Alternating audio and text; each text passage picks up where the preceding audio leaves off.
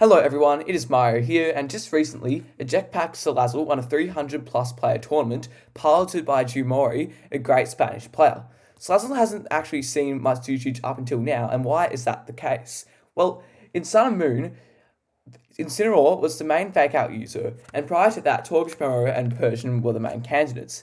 And then Salazzle in Sword and Shield wasn't that good either due to Dynamax being immune to fake out and Encore, making it pretty much invalid. Um, but in a format based on momentum and positioning, Salazzle fits the criteria amazingly.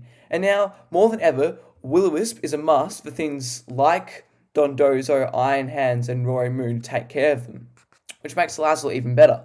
And the ability to use Overheat and then switch out for the Jetpack is really, really, really good.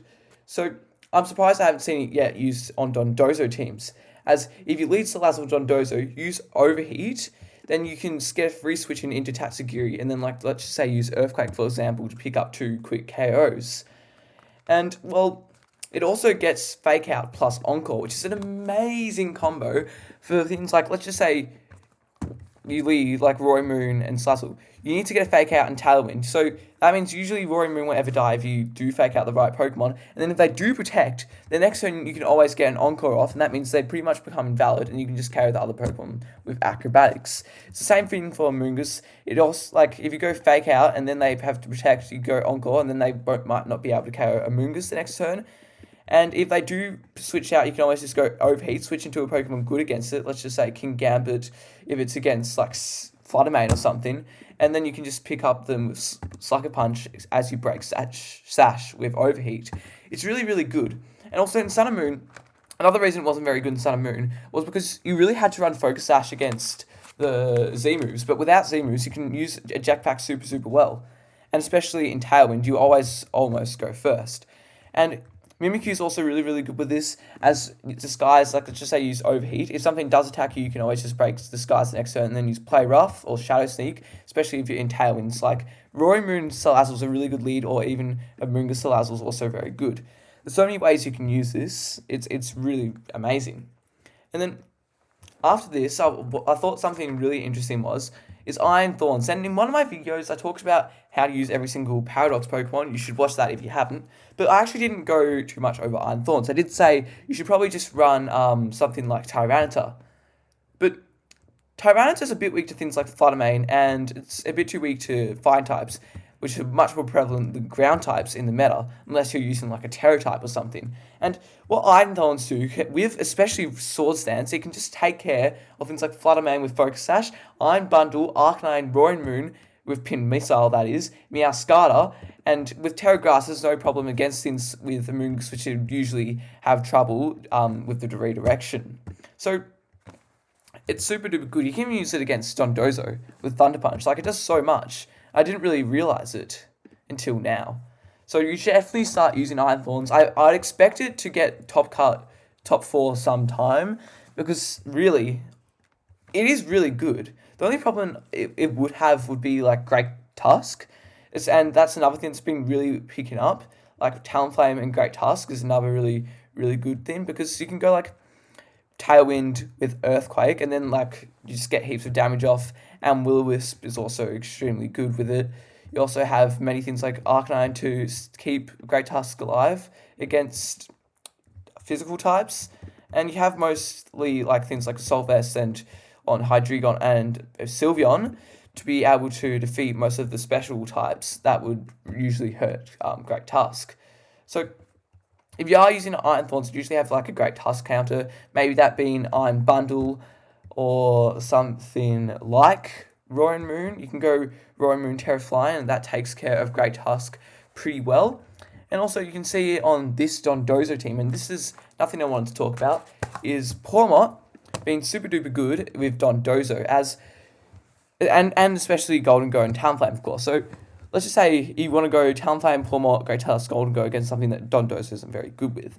The first turn you can lead Talonflame and Golden Go, and then have Pawmot in the back. The first turn you go Make It Rain Tailwind, and then maybe they OHKO your Golden Goes, who cares?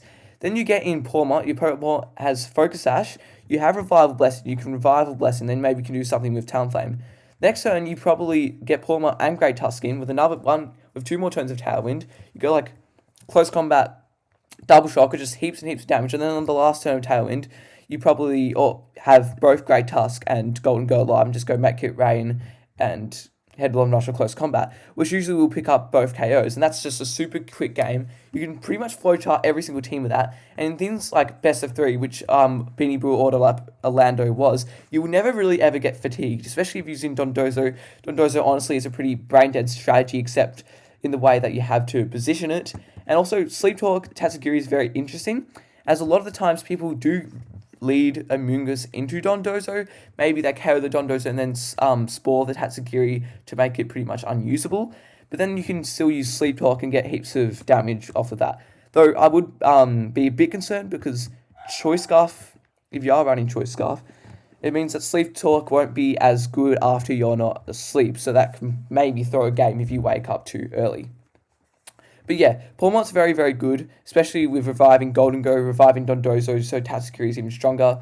It can pretty much revive everything. You can even revive Talonflame after, if you really need a Tailwind in the back. Let's say you're versing a Fluttermane and you have Great Tusk, and Pawmot, they might just spam Dazzling Gleam, but then you can go like Protect, Revival Blessing, get Talonflame in, go for Tailwind, and then get Earthquake and just win. So Pawmot is extremely, extremely good too. Still, Narganackle's been popping up a lot more. I heard that people said it was dying, but no, it's just lurking dark in an alleyway. You will see it popping up a lot more, and it just probably won't get too many top placements as people are covering for it until people realize how to use it properly or get around Cover Cloak, especially because, as you can see here, Cover Cloak on Amoonguss is a really great way to get past Narganackle. That's probably mostly what I wanted to talk about.